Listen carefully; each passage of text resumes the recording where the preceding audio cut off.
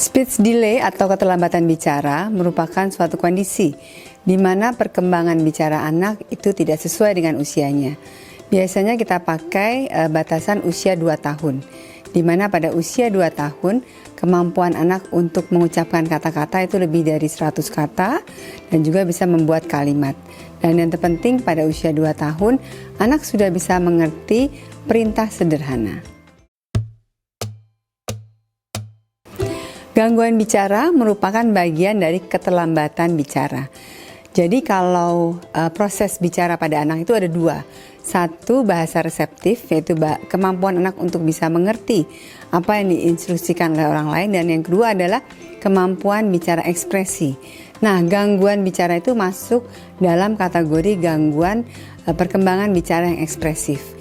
Contohnya apa? Contohnya salah satunya adalah anak yang cadel atau kita sering sebut mengatakannya gangguan artikulasi bicara. Tidak bisa menyebut huruf L, huruf R ya dengan baik, huruf S, jadi bermacam-macam.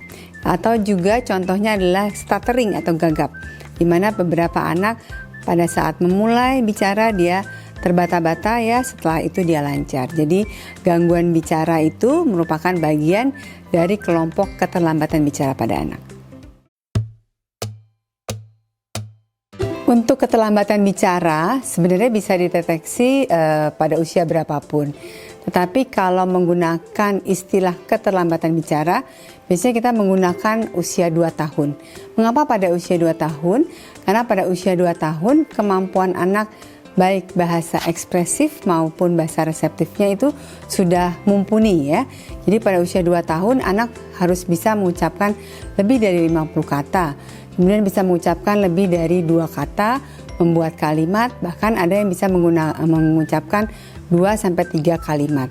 Selain itu, anak juga sudah mengerti seluruh instruksi apa yang disampaikan kepada anak, baik satu perintah maupun perintah bertingkat ya. Jadi ambil sepatu, berikan kepada ayah. Jadi itu harus bisa dilakukan pada usia 2 tahun.